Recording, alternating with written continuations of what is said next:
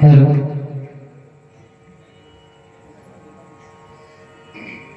Hello Hari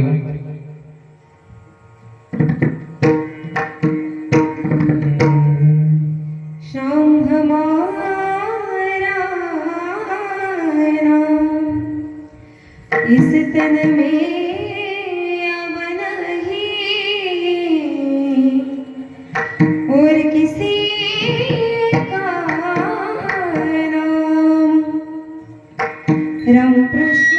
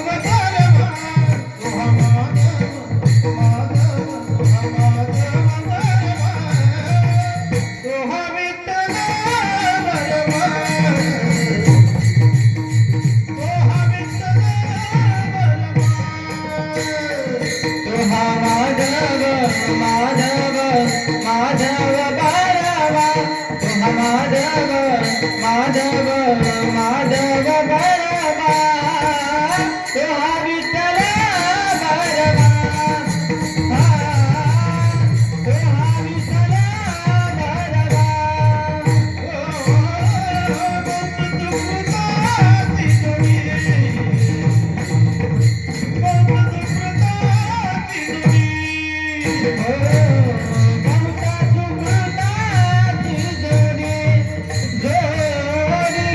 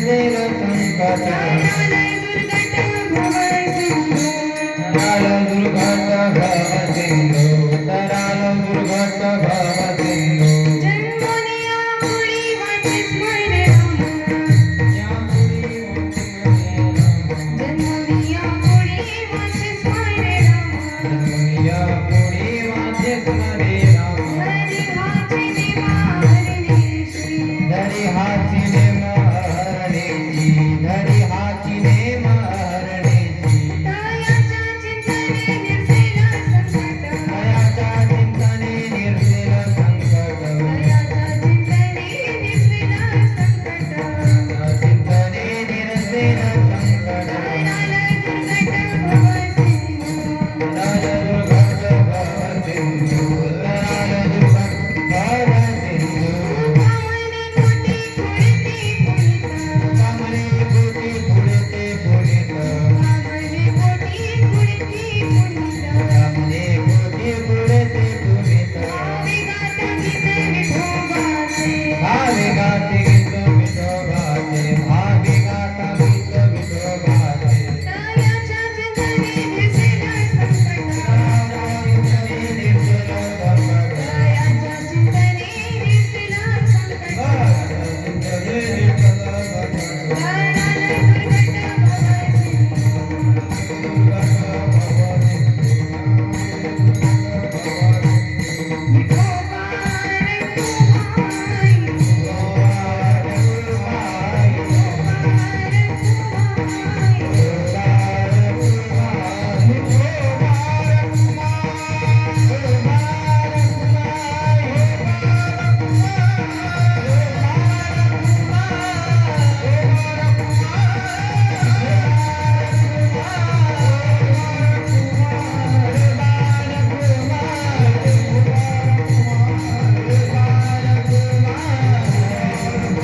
विठोबार तुम्हाई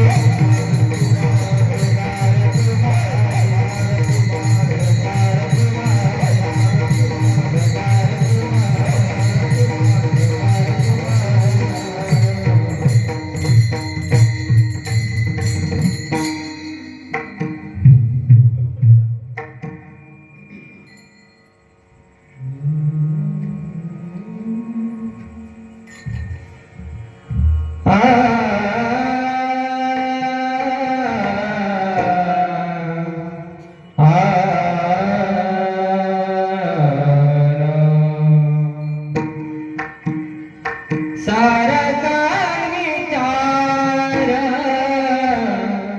करावं ठाऊठी सारकार विचार करावं ठाऊठी सारका विचार करावं ठाऊठी सारका विचार करावं ठाऊठी सारका विचार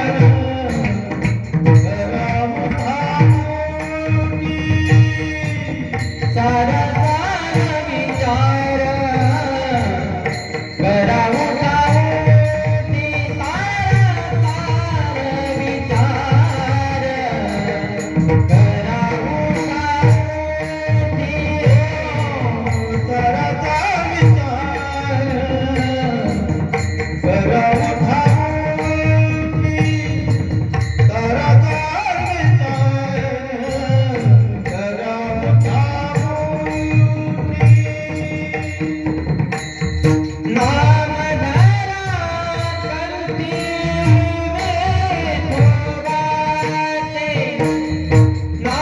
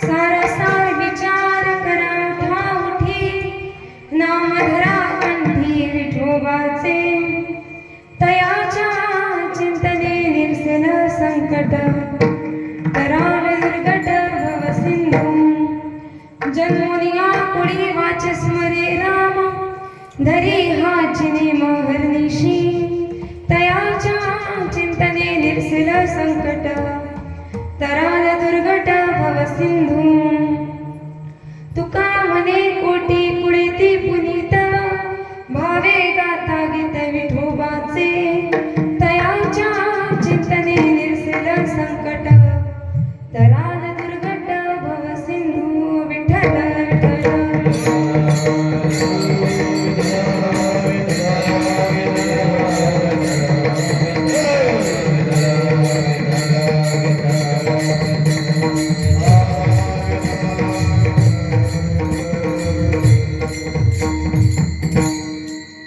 समचरण सरोजम सांद्रनीलाम्बुदाभं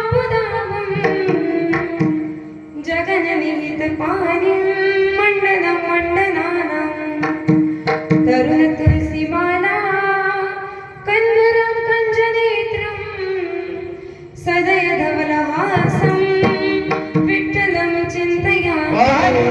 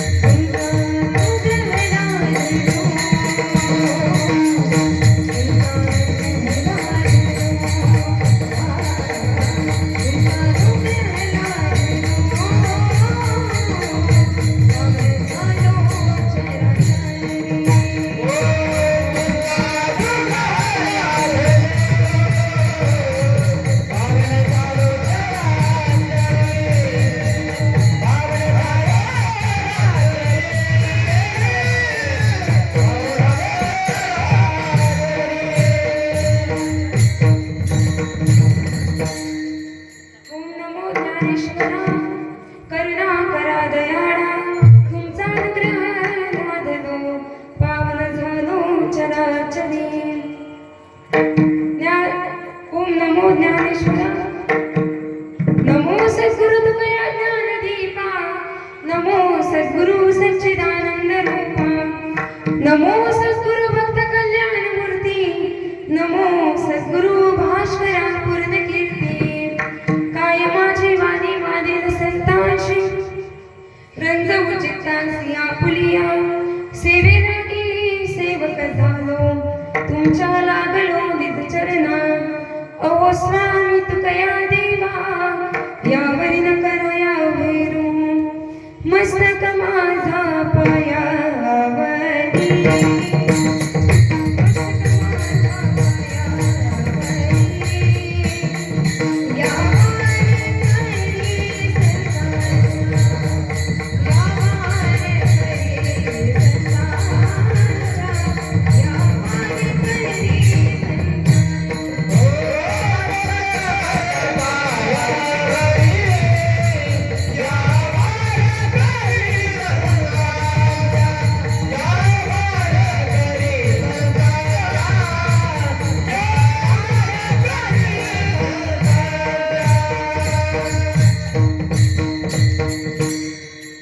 मस्तक माझा पायावरी या वारकरी संतांच्या सारासार विचार करा उठा उठी नाम धरा कंठी विठोबाचे तयाच्या चित्तने निर्सेला संकट तराल दुर्गट भव सिंधू प्रस्तुत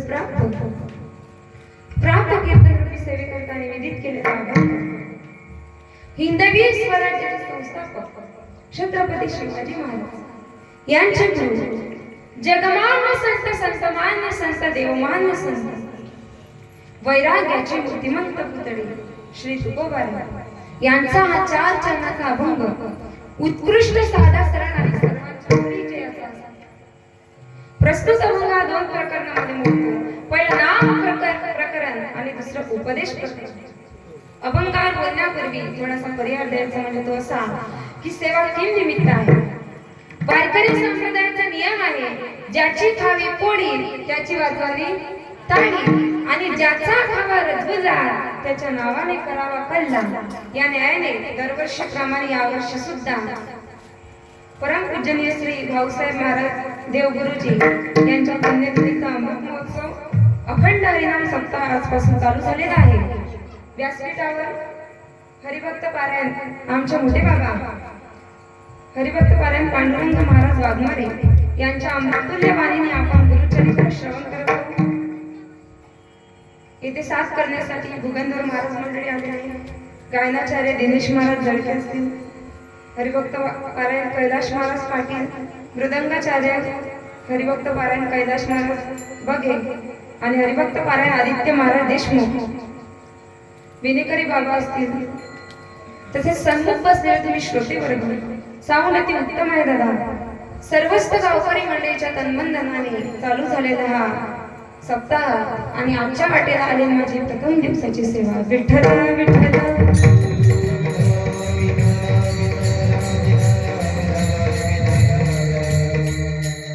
अभंगावर बोलण्यापूर्वी ज्यांचा अभंग आहे त्यांचा अधिकार पाहणे अत्यंत गरजेचे आहे. बघा कोण तुकोबर आहे? ते तुकोबर आहे जे सदैव वैकुंठाला गेले. ते तुकोबर आहे. कोण तुकोबर आहे? ज्यांच्या गाठ्याला चंद्राची शीतलता, सूर्याची दिव्यता, आईची वात्सल्यता आणि पवित्र गंगा मातेच्या पाण्यासारखी पवित्रता ना, ते तुकोबर आहे.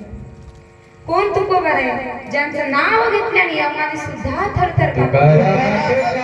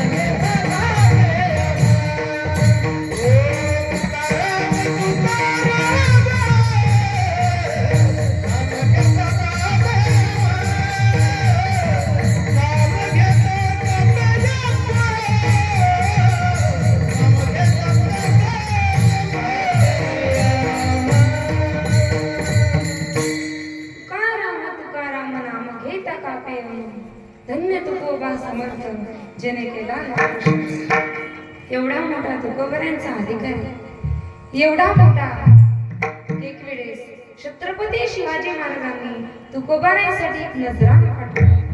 तो म्हणजे असा दिवट्या छत्री गोडे हे तो बऱ्या तनकडे. एवढा मोठा नजराणा तुकोबऱ्यांसाठी पाठवला, पण तुकोबऱ्यांनी तोही स्वीकारला नाही. तुकोबऱ्यांनी परत पाठवला आणि तुकोबराय म्हणतात तुमची एरवी तारणा प्रेम मृत्यू केला प्रेम मृत्यू केला प्रेम मृत्यू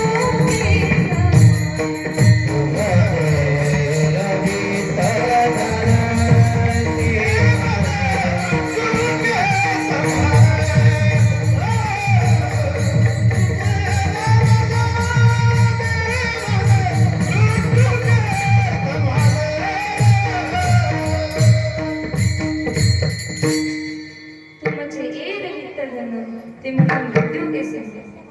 एवढा मोठा तुकोबऱ्यांचा अधिकार आहे.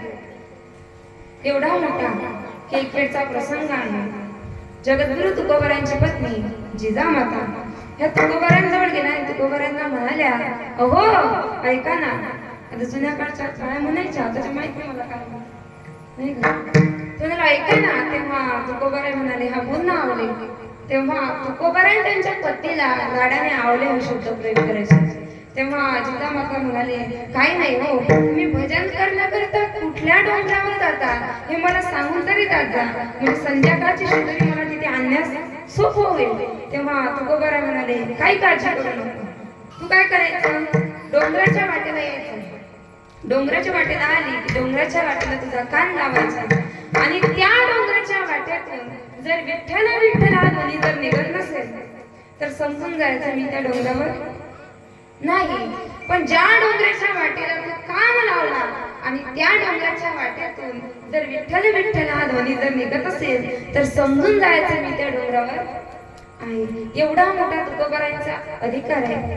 व तुकोबरायांच्या पदस्पर्शाने पावन झालेली भूमी विठ्ठल विठ्ठल म्हणते, भूमी काय माती विठ्ठल विठ्ठल म्हणते, आपलं तर तोंड सुद्धा म्हणत नाही विठ्ठल विठ्ठल विठ्ठल.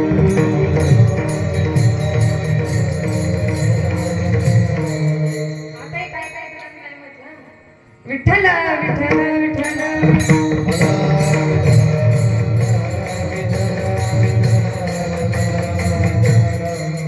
हा एवढा मोठा तुकोबारायांचा अधिकार आहे आणि त्या तुकोबारायांचा अभंग मी आजच्या सभेकरिता निवडलेला आहे.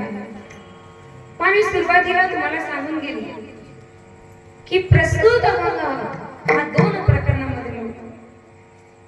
पहिला नाम प्रकरणातला आणि दुसरा उपदेश प्रकरण.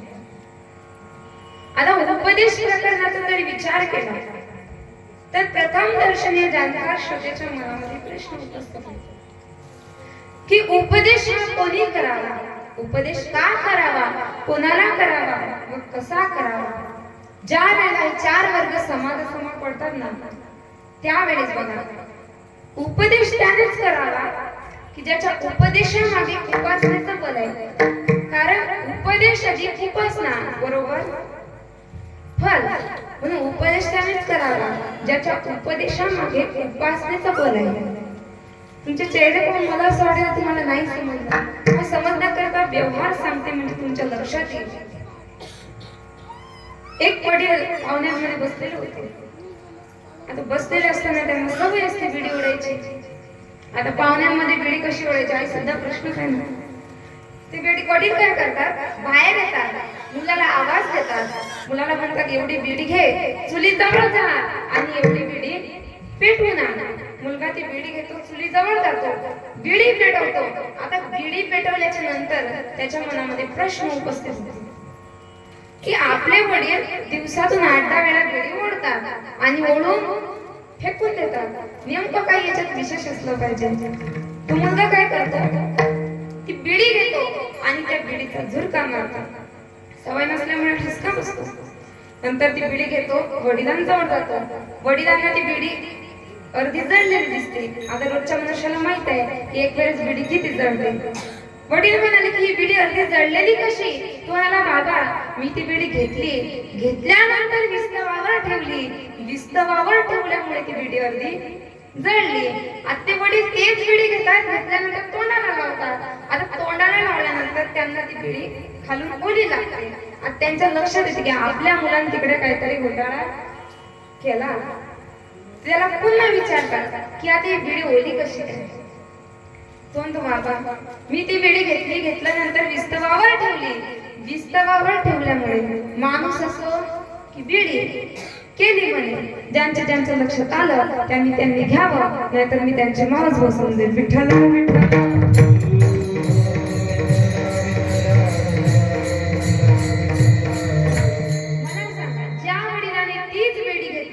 घेतली आणि आपल्या मुलाला उपदेश करतात की अरे मूर्खा बिडी ओढणं चांगलं नाही, याने कॅन्सर होतो, रोग होतो, बिडी ओढणं चांगलं नाही. मला सांगा हा उपदेश होत आहे का नाही. तुकोबाराय म्हणतात नाही संत चिन्हे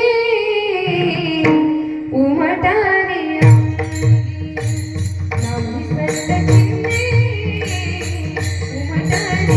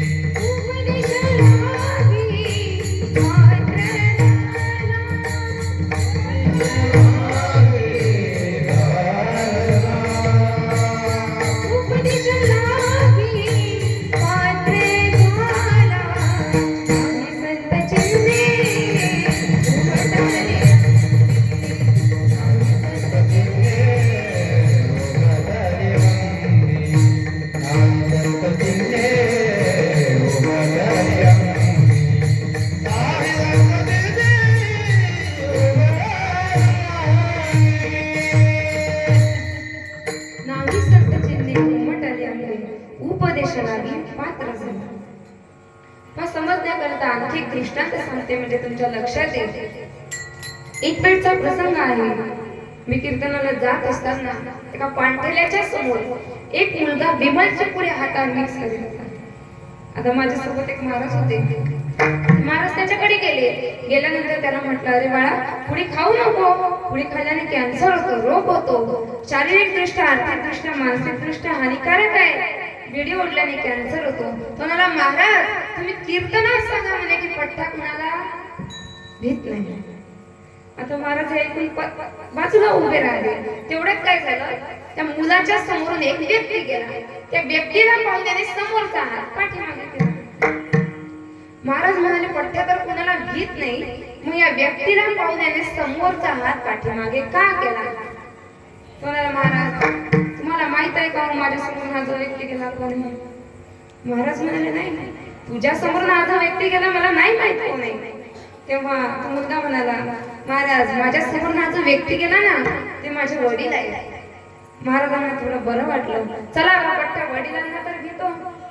तो म्हणाला, महाराज भीत काही नाही म्हणे. मग म्हणे हा जो पुढीचा हात मी समोर ठेवला असता ना तर याच्यातली अर्धी पुडी माझ्या वडिलांनी नक्कीच खाल्ली असते. मला सांगा, जो वडील आपल्या मुलाला उपदेश करेल की पुढे खाणं चांगलं नाही आणि कॅन्सर होतो, रोग होतो, हा उपदेश योग्य आहे का? नाही. संत चिन्हे उमटले की उपदेशालाही पात्र झाला. उपदेश कोणाला करावा तर नाथ बाबा त्यांच्या हरिपाठामध्ये सुंदर वर्णन करतात. क्रोधीय विश्वासी त्यासी बोध कैसा, क्रोधीय विश्वासी त्यासी बोध कैसा,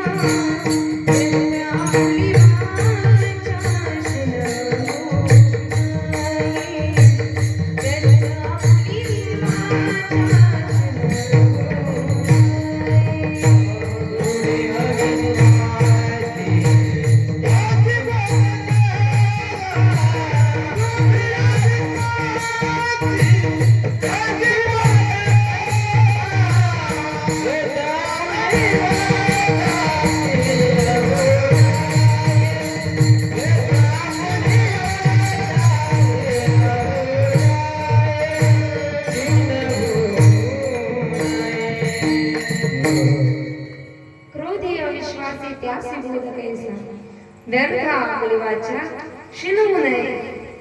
महाराज म्हणतात की क्रोधी माणसाला, मूर्ख माणसाला उपदेश करू नये. शास्त्रकार सांगतात, उपदेशोही मूर्खांना प्रकोपायन शांते प्रयत्नानं भुजंगनाम केवलम विषवर्धनम. शास्त्रकार सांगतात की जसं आपण सापाला कितीही दूध पाजलं तर त्याचा अमृत होणार आहे का? नाही, त्याचं विषच होणार आहे. तसंच आपण मूर्खाला, क्रोधीला कितीही उपदेश केला तर तो मूर्ख क्रोधी सुधारणार नाही. विठ्ठल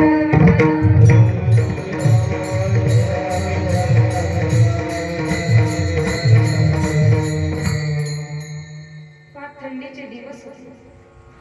थोडा धो पाऊस पडत होता. आता जंगलाच्या बाजूला एक खेडेगाव होते. जंगलामध्ये मानव थंडीत थरथर कापत होते. तेव्हा त्यांनी बघितलं की आपले मोठे भाऊ थंडीपासून निवारण कसे करतात हे त्यांनी बघितलं. तर एका चौकामध्ये 4-5 माणसं शेकोटी पेटून आपल्या शेकत होते. हे त्यांनी बघितलं. आता जंगलाकडे काय काळी कचरा कमी आहे का? जंगलाकडे परतले, काळी कचऱ्यांचा गंध लावला आणि त्याच्यातलं एक माकड म्हणाले, त्यांची शेकोटी तर म्हणे लाल होती, मग आपण या शेकोटीत लाल टाकणार तरी काय? दुसरं काय म्हणाल, पिकलेलं लाल फळ आणा, शेकोटीत टाका, फुंका मारा, शेकोटी पेटवेल. त्यांनी तसंच केलं. पिकलेलं लाल फळ आणलं, शेकोटीत टाकलं, फुंका मारला, शेकोटीत पेटले आणि त्याच्यावर त्यांनी हात पाय शेकले. बरोबर ना? जागे आहे का तुम्ही? कशी पेटणार ती शेकोटी? हा जो माकडांचा प्रकार चालू होता ना, तर एक सुगरण नावाची पक्षिणी तिच्या घरट्यात राहत होती आणि ती त्या माकडांना उपदेश करते. हात दिनो पाव दिनो नर्तन वैसी काया, 8 महीने फुकट कमाए दीवाने अभी तक घर नहीं बनाया. ती सुगरण नावाची पक्षिणी त्या माकडांना उपदेश करते की देवाने तुम्हाला 2 हात दिले, 2 पाय दिले, तुम्ही 8 महिने फुकट कमावले, स्वतःला राहण्याकरिता घर सुद्धा बनवले नाही. आता बऱ्याच सुग्रणी बऱ्याच माकडांना उपदेश करतात पण माकड पुढे उपदेशाकडे लक्ष देतात का हो? नाही देत नाही का? ते सुग्रण म्हणते मला बघा भगवंतांनी एक चोच दिली. माझं घर बघा उन्हाळ्यात ऊन लागत नाही, पावसाळ्यात पाऊस लागत नाही, हिवाळ्यात थंडी वाजत नाही, लोड शूटिंगचं सुद्धा काम नाही. काजू आणते मला ते संपूर्ण घराट्याला लावते, रात्रभर लाईट चालते. एवढा मोठा सुग्रणीचा खूपच सुंदर की बहिणाबाई म्हणतात अरे खोप्यामध्ये खोपा सुगरणीचा चांदला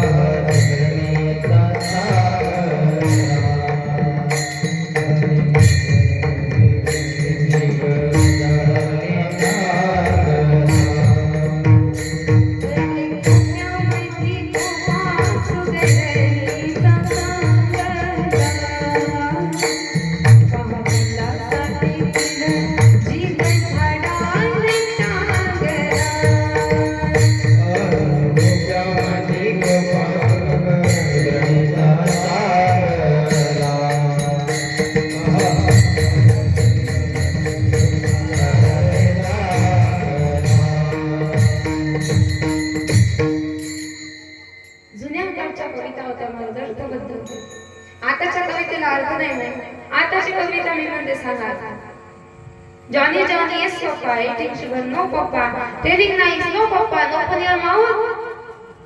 सांगा पटाना फुटाना शेंगदाणा उडत चाललं टणटणात या पावला बसा फुटात गेला ससा मायमध्ये काढू बसून बापमध्ये या आताच्या कविता आहेत काहीही अर्थ नाही पण जुन्या काळच्या कविता होत्या. शरणाला तू धावून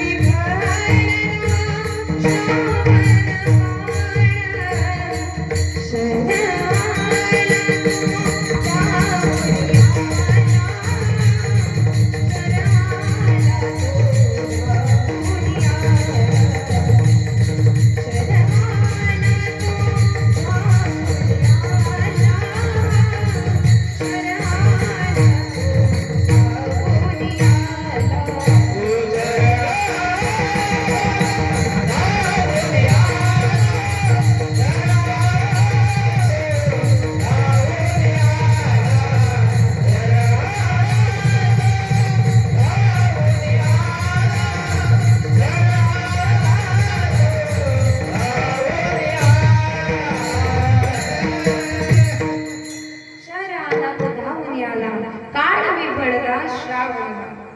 जुन्या काळाच्या कविता होत्या अर्थबद्ध होत्या आताच्या कवितेला अर्थ नाही असं आपला प्रस्तुत प्रस्तावने विषय नाही पण मला सांगायचं आहे की ती सुग्रण नावाची पक्षीने त्या माकडांना उपदेश करते पण माकड पुढे उद्देशाकडे लक्ष देतात का नाही देत आता ते माकड त्या सुग्रणीला म्हटले घर में के रानी मुझको बात बतलाती है अभी तक फुलंदे पानी मैं तेरी करता गुल्लानी ते माकड म्हणाल घरात बसून मला उपदेश काय करते पाणी उघडू दे मग तुला सांगतो. पाणी उघडलं माकड दादार करीत तिच्या खोप्याजवळ गेलं खोपा घेतला तोडफाड केला आणि तोडफाड करून फेकून दिला. ती सुग्रण ओढून बाजूच्या डांग्यावर गेली डोक्याला हात लावते आणि म्हणते अरे देवा रिकामी म्हणते मी या माकडांना उपदेश केला आणि माझे करून मी माझे घर गमावून बसले. आता ती सुग्रण परत उपदेश करते पण ती आता माकडांना नाही करत, ती आता माणसांना करते.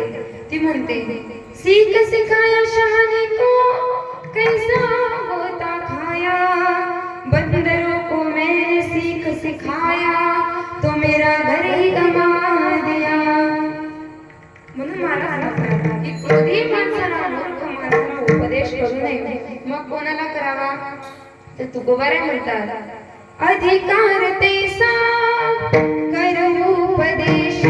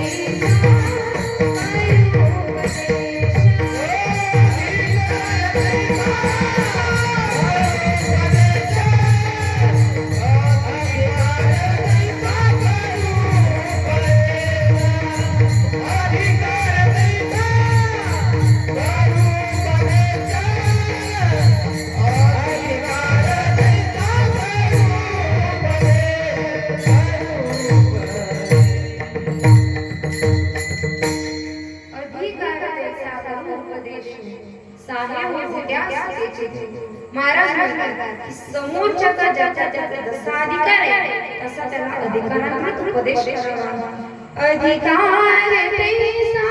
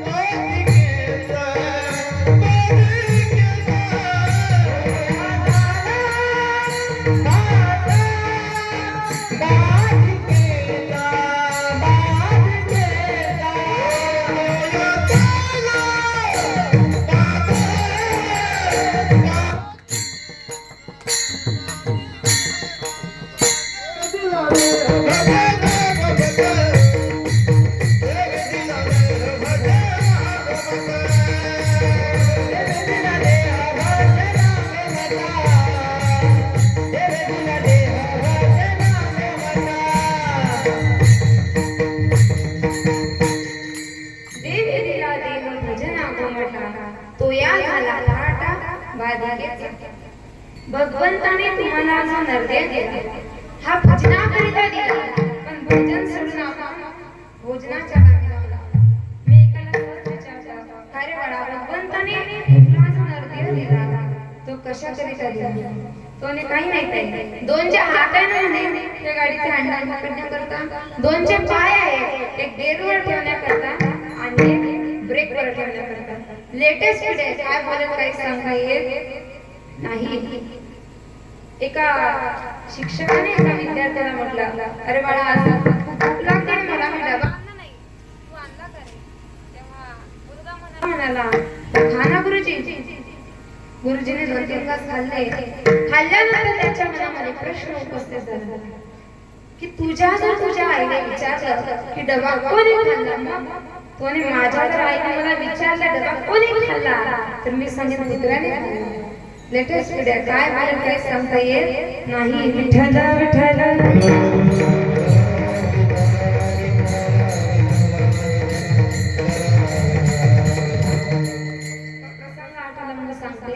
एका कीर्तनाला गेली गावात. तेव्हा कीर्तनालाही थोडा वेळ होता. एका व्यक्तीने मला तिला चहा देण्याकडे तिथं गेली. गेल्यानंतर एक छोटासा मुलगा होता, कार्टून बघत होता. मी त्याला म्हटलं, अरे बाळा थोडा न्यूज लाव.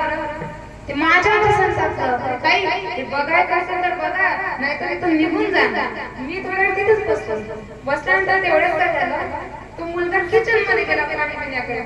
मी ते रिमोट घेतला, न्यूज लावला. खूप प्रयत्न केला पण चॅनलच बदलत नव्हतं. रिमोट म्हणून गेला, परत बाजूला बसलो. तेवढ्या पुढे मुलगा आला. मुलाला म्हटलं, अरे बाळा तू गेल्यानंतर मी न्यूज लावण्याचा खूप प्रयत्न केला रे, पण चॅनलच बदलत नव्हतं. तो म्हणाला, ताई मला वाटलंच होतं म्हणजे तुम्ही आम्हाला पूर्ण करता, म्हणून तर मला रिमोटची शब्द घेऊन घेतलं.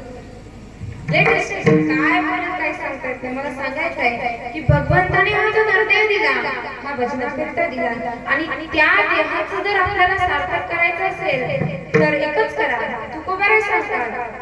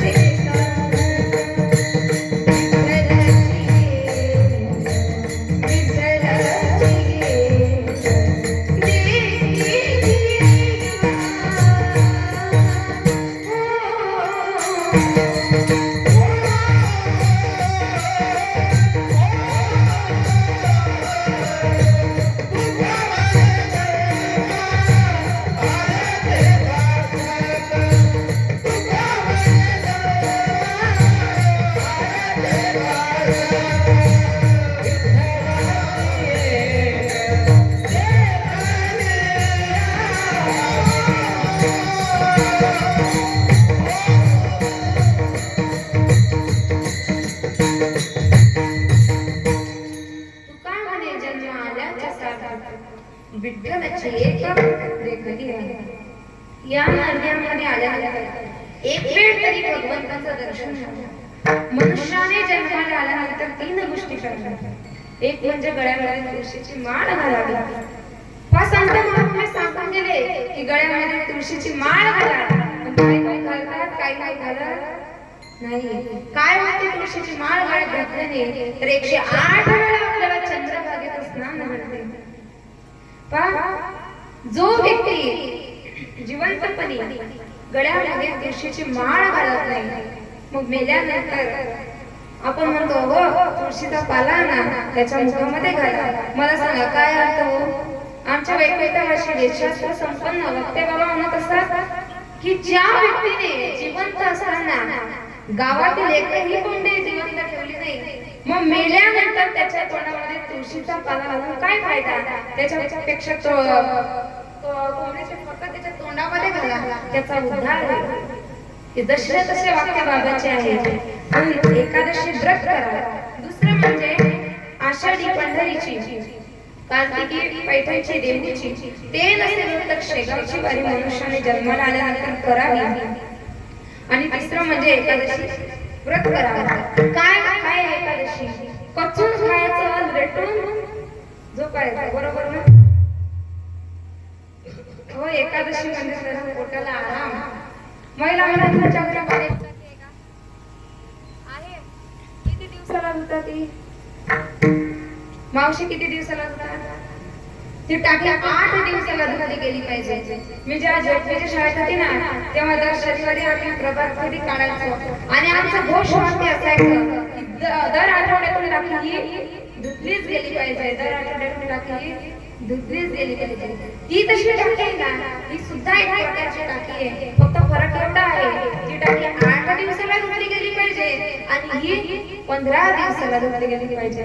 कारण 15 दिवस एका एकादशी कार्य न करशी व्रतसार. 15 दिवसातून एक एकादशी येते. एकादशी धरलीच पाहिजे.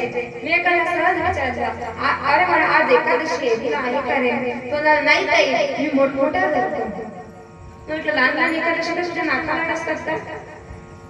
एकादशी लहान असतो की मोठी, पुण्य त्याचं सारखंच आहे. कशा प्रकारे सांगते. एक मनुष्य बाजारात गेला बिंचू विकायला. तेव्हा ते बिंचू असे मांडले त्यांनी. सर्वात मोठा सर्वात समोर ठेवला, त्याच्यानंतर त्याच्याहून छोटा, त्याच्याहून छोटा आणि सर्वात लास्ट मध्ये त्यांनी एक पिल्लू ठेवलं. तेव्हा एक ग्राहकाला म्हणाला, हा बिंचू कसा दिला? तो म्हणाला 100 रुपये. म्हणे मग छोटावाला म्हणे 100 रुपये. म्हणे हा बिंदू म्हणे 100 रुपये. म्हणजे कसं काय? मोठ्याची किंमत 100 सांगतात, गायनाची किंमत 100 सांगतात, पिल्लाची किंमत 100 सांगतात. कसं काय? तोने बिंचू मोठा घ्या की छोटा घ्या? दणका सारखा. तसं एकादशी मोठी धरा की लहान धरा, सारखाच आहे. विठ्ठल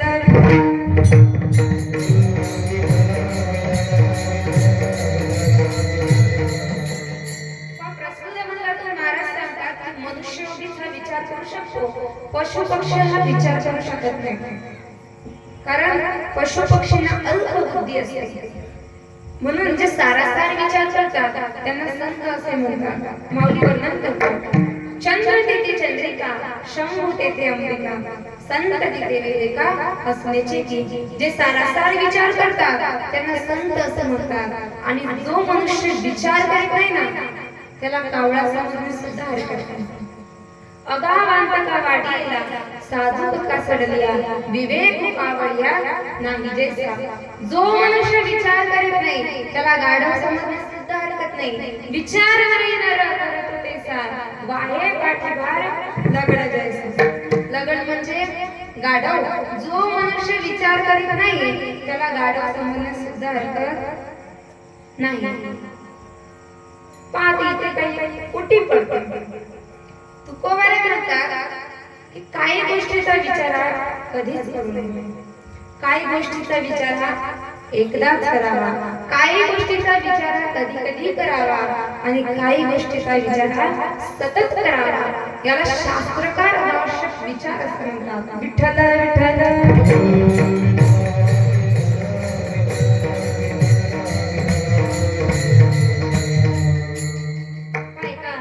गावामध्ये गावठी डॉक्टर असतात. गावठी डॉक्टर म्हणजे कोण? की ज्याच्याकडे कोणत्याही प्रकारची डिग्री नसलेला पण हातामध्ये गुण असलेला, याला गावठी डॉक्टर असे म्हणतात. आता शेतकऱ्याचा मुलगा होता म्हणून त्याने एक म्हैस वागवली होती. त्या म्हशीची फार मोठमोठी. आता तो मनुष्य 2 वर्षापासून विचार करीत होता. कुठला विचार हो? की एक वेळ तरी त्या म्हशीच्या शिंगाला धरून त्यावर बसायचं. आता हा विचार त्याने आचरणात आणायला ठरवलं. दुसऱ्या दिवशी काय करते, पहाटेच उठला, अंघोळ वगैरे केली, पाणी शुद्ध कपडे घातले, गोठ्यात गेला, त्याची म्हैस सोडली आणि त्या म्हशीच्या शिंगाला धरला आणि त्या म्हशीच्या शिंगाला धरून त्यावर चढला गल्लीत आला. आता गल्लीत तरुण मुले होती, बघून हसू लागले, कल्ला करू लागले. आता डॉक्टरांना वाटलं पुढच्या वर्षीच्या पंचांगामध्ये आपली पुण्यतिथी नक्कीच छापून येते. डॉक्टर साहेबांनी धावा केला, धावा धावा वाचवा मला. आता तरुण मुलांनी हातात काठ्या घेतल्या आणि त्या म्हशीमागे पळू लागला. गावच्या बाहेर एक तलाव, त्या तलावात म्हैस बसली मारा. डॉक्टर अलीकडे तर म्हैस पलीकडे. डॉक्टरांना पोहता येत नाही, कशा तरी काठावर आले. काठावर गावचे सरपंच होते, काही तरुण मुली होते. तेव्हा सरपंच साहेब म्हणाले, डॉक्टर साहेब तुमच्यासारख्या मनुष्याने हा विचार जरा विचार करूनच करावा लागत होता. डॉक्टर साहेब म्हणाले, विचार गेल्या 2 वर्षापासून मी हाच विचार करते. मला मला सांगायचंय की असा विचार करून आपला वेळ जातो आणि फजिती सुद्धा होते. विचार करिता वाया जाय काळ, लटी किते मूळ फजितेचे. पण शहरातला मनुष्य खेड्यागावात आला आणि आल्यानंतर त्यांनी कृत्य बघितले की एका भिंतीवर शेणाच्या गवऱ्या घातलेल्या होत्या. तो व्यक्ती विचार करत होता. कुठला विचार करायला की शहरातल्या म्हशी नीट रस्त्याने सुद्धा चालत नाही, ही खेड्यागावातली म्हैस भिंतीवर कशी चढली असेल, हिने डिझाईन कशी काढली असेल. म्हणून असा विचार कधीच करू नये आणि काही गोष्टीचा विचार तो एकदाच करावा, तो म्हणजे लग्न करण्याचा. कारण एका पुरुषास दोघींनाही पाप वसे त्याच लग्न करण्याचा विचार एकदाच करावा आणि काही गोष्टीचा विचार हा सतत करावा. सतत म्हणजे क्षणोक्षणाला क्षणोक्षणाची करावा विचार. तरावयाधार भोगस मी कोण आहे, कुठून आली, या देहाचा या जगाचा माझा काय संबंध आहे ते सांगतात अभंगाच्या प्रथम. साराचा विचार करा उठावून.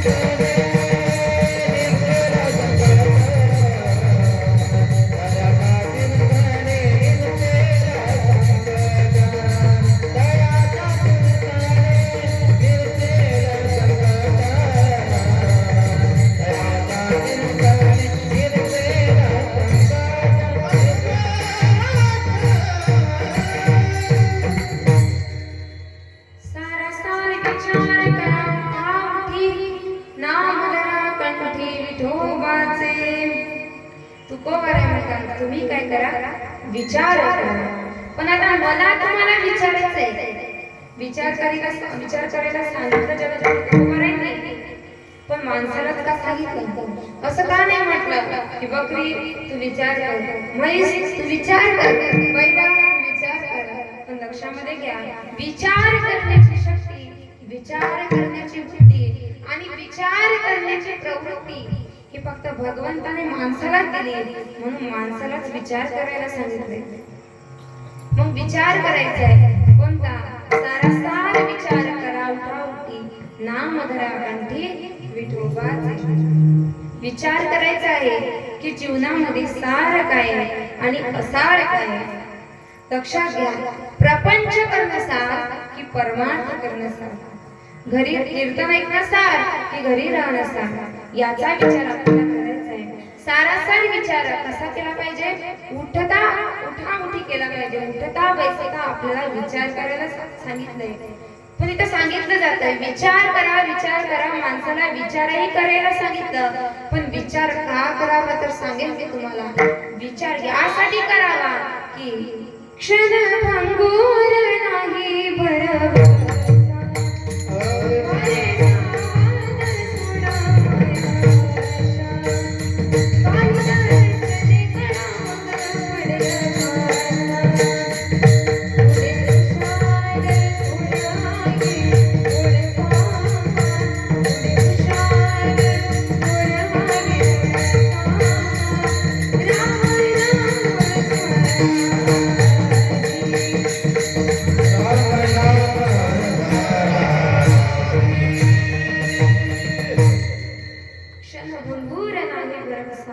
माणसाचा क्षणाचाही भरवसा नाही, म्हणून विचार करायला सांगितलंय.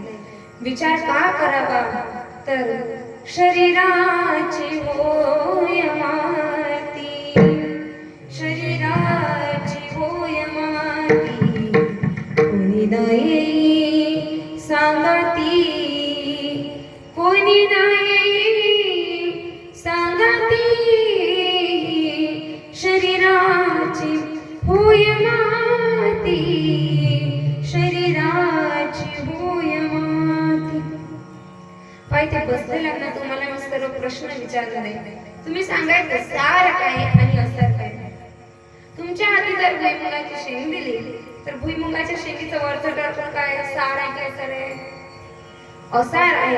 आणि आतला शेंगदाणा हा सार आहे. आता तुमच्या हाती जर खारीक दिली, खारीक मधलं वरचं सार आहे आणि आतली बी असार आहे. आता तुमच्या हाती जर पेठा दिला, पेठेचं वरचं कवच, आतलं म्हणा का पेठेला कवच असते. पेटा हा तसा पूर्णपणे सार आहे. तसंच भगवंताचं नाम देखील सार आहे. फक्त आणि फक्त तेच सार आहे आणि त्याचाच विचार आपल्याला करायचा आहे. मग नामस्मरण का करावं तर त्या नामस्मरणाचा महिमा कसा आहे बघा.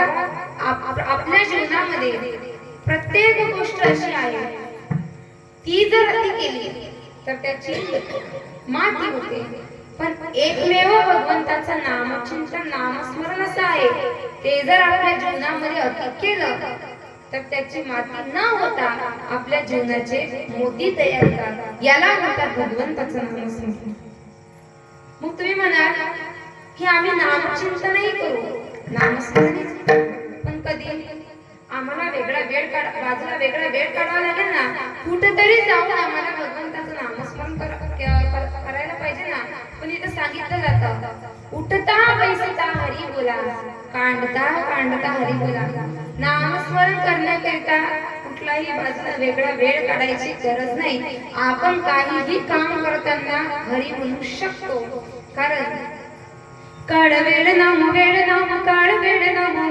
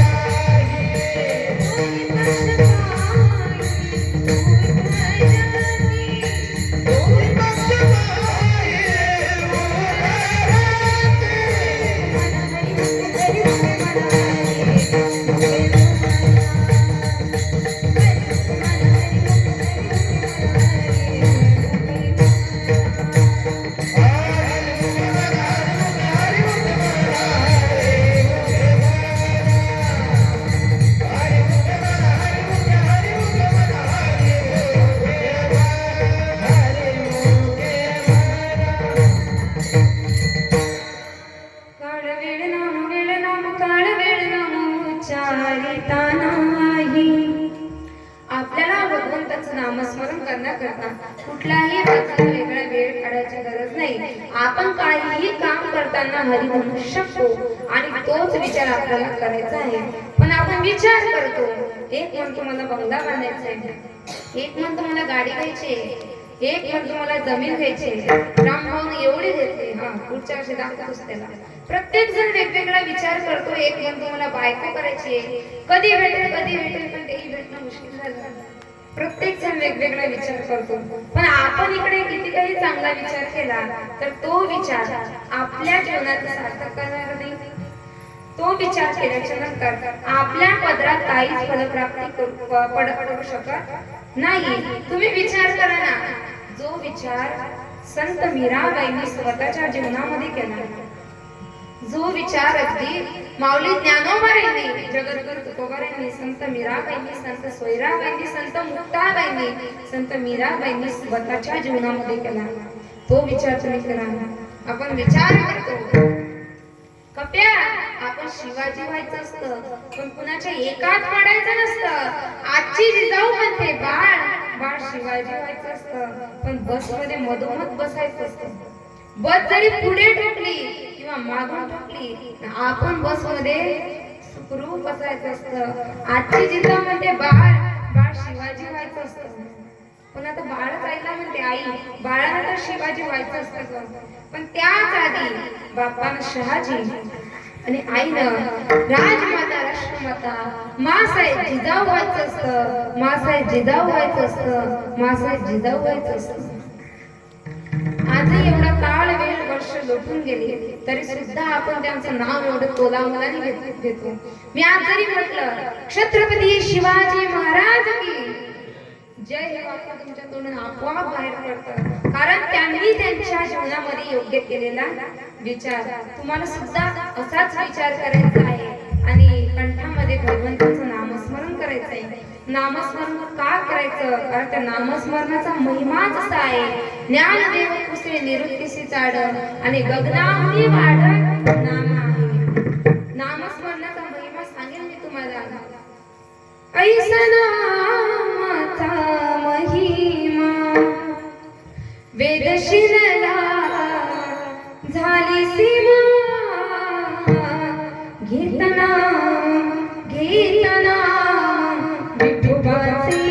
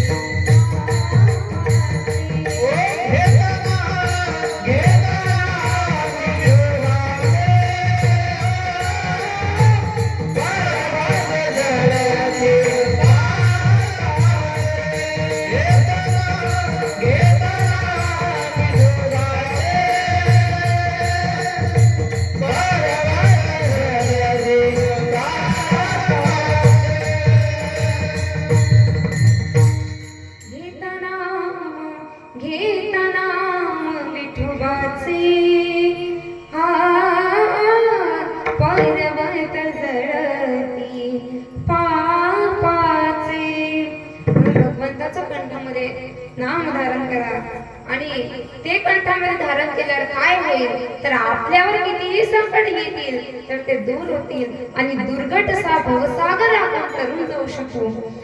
ते सांगतात आपण द्वितीय चरणात.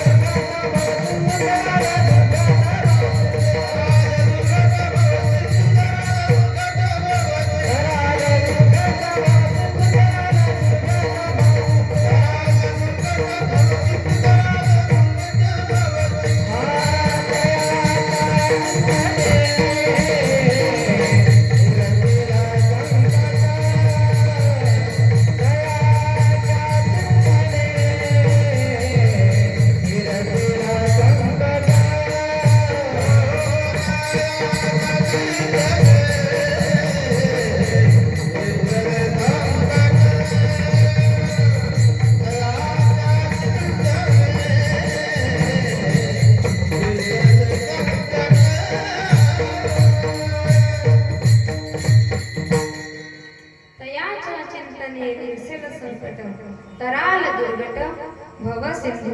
तुम्ही भगवंताचं नाम जर कंठामध्ये धारण केलं तर तुमच्यावर कितीही संकट आले तर ते दूर होतात आणि दुर्गट असा भवसागर तुम्ही तरुण जाऊ शकता. पण तयाच्या चिंतने तर चिंतनाचे सुद्धा इथे 4 प्रकार पडतात. एक विषय चिंतन, 2 व्यर्थ चिंतन, 3 परदोष चिंतन आणि 4 म्हणजे भागवत चिंतन. आता विषय चिंतन म्हणजे काय?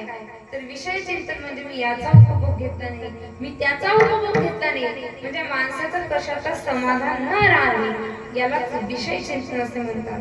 दुसरा आहे व्यर्थ चिंतन.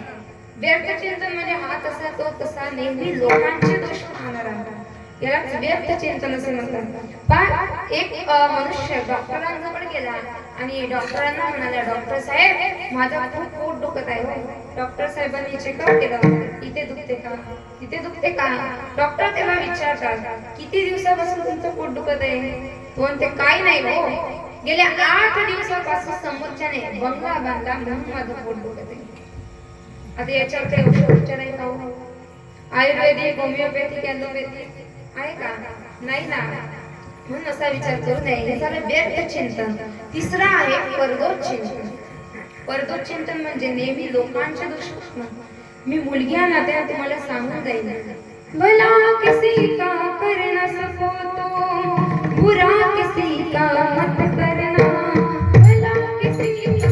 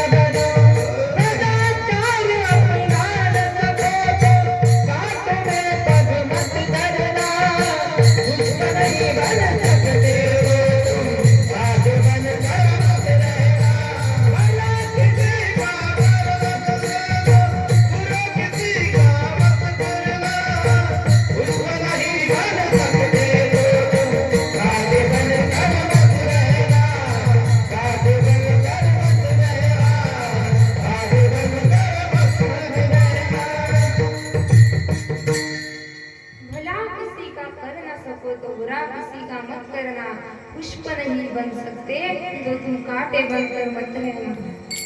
आपल्याकडून दुसऱ्याचं चांगलं नसतंच ना, नका करू. वाईट करण्याचा अधिकार कोणी दिला? एखाद्या गरीबाच्या मुलीचं जर लग्न जुळत असेल ना, जुळू द्या. तोडण्याचा अधिकार कोणी दिला? कारण भगवंताने जी आपल्याला वाणी दिली आहे ना, ती दुसऱ्याचं वाटोळ करण्याकरता नाही दिली. कशाकरिता दिली? फक्त आणि फक्त भगवंताचं नामस्मरण करण्याकरता दिली. आणि ते नामस्मरण करताना मुखाने नेहमी साच बोललं गेलं पाहिजे, मवाळ बोललं गेलं पाहिजे, रसाळ बोललं गेलं पाहिजे. असं बोलावं नाही का? साच आणि मवाळ मिथुले आणि रसाळ शब्द जैसे कल्लोळ अमृताचे. मुखाने नेहमी सत्य बोलावं. सत्य बोले मुखे दुखवे अनेकांचे दुखे. आपल्या बोलण्याने दुसऱ्याचं मन नाही दुखेल असं बोलावं. हे झालं परदोष चिंतन. 4 आहे भागवत चिंतन. भागवत चिंतन म्हणजे नेहमी संतांचं, ग्रंथांचं, भगवंताचं चिंतन करणे म्हणजे भागवत चिंतन आहे. बघा, काही साधक हे तुकोबारांकडे गेले आणि तुकोबारांना म्हणाले, तुकोबारा हे सर्व तुम्ही आम्हालाच का सांगता हो? तेव्हा तुकोबारा म्हणतात, तुमचा जन्म हा माणसाच्या फळामध्ये झाला म्हणून तुम्हाला सांगतो. अभंगाच्या तृतीयेच्या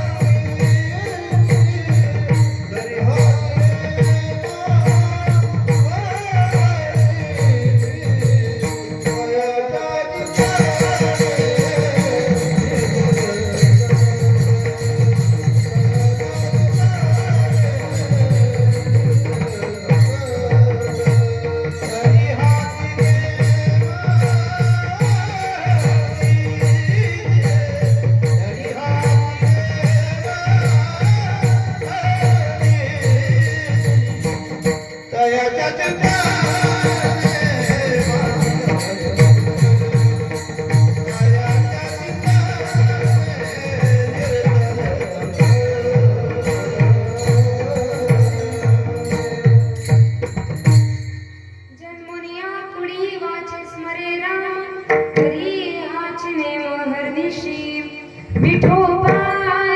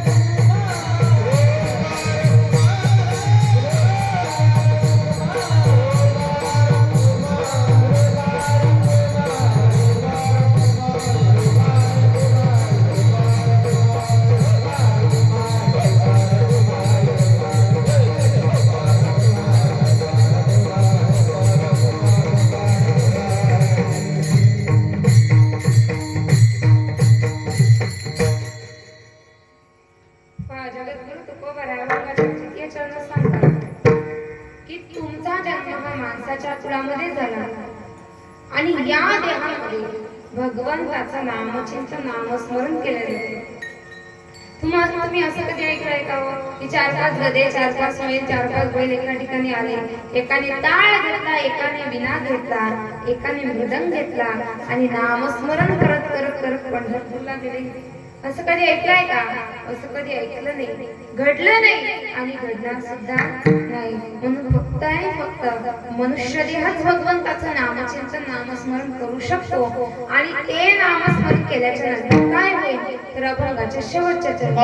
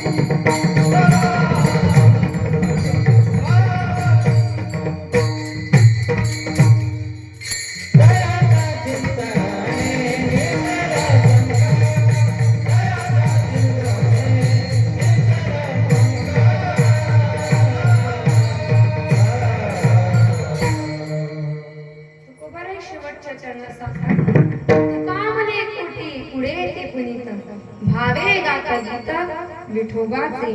तुम्ही भगवंताचा कंठामध्ये नाम धारण करा. तुमच्या कितीही संकट आले तर ते दूर होतील आणि तुमच्या एका कुळाचा नाही तर कोटी कुळाचा उद्धार झाल्याशिवाय राहणार नाही. ज्ञानेश्वर माऊली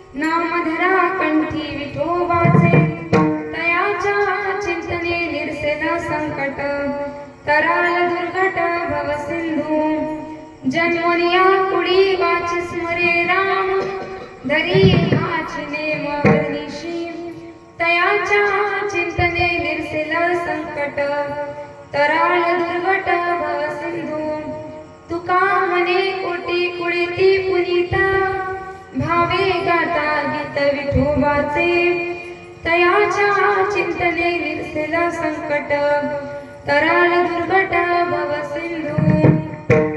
अभंगाचा भावार्थ असाच असेल असं मात्र नाही. श्री गुरु महाराजांच्या शिबिरामध्ये आणि माझ्या आईवडिलांनी केलेल्या मार्गदर्शनामुळे मी माझा विद्याभ्यास केला. तोच मी तुमच्या समोर मांडण्याचा प्रयत्न केला. जे काही चुकीचे शब्द असतील ते माझे मला परत करा. जे काही बरोबर असतील श्री गुरूंचा आशीर्वाद. ज्यांना 2 मुली असतील त्यांनी तिसरी मुलगी म्हणून मला माफ करा. ज्यांना 1 असेल त्यांनी दुसरी मुलगी म्हणून मला माफ करा. आणि ज्यांना काहीच नाही त्यांनी स्वतःची मुलगी म्हणून 7-12 माझ्या नावावर करा. विनोदाचा भाग गळा निहून ते पुरते अधिकृत करते करोनी घ्यावे तुमचे विनवित असे पायाच्या प्रसादे काही बोली न विनदे मत क्षमा करणे संत अंगभूत युक्ती झालेली सेवा माऊलींच्या श्री गुरूंच्या तथा समस्त गावकरी मंडळीच्या चरणी अर्पण करते आणि येथे सेवेला पूर्ण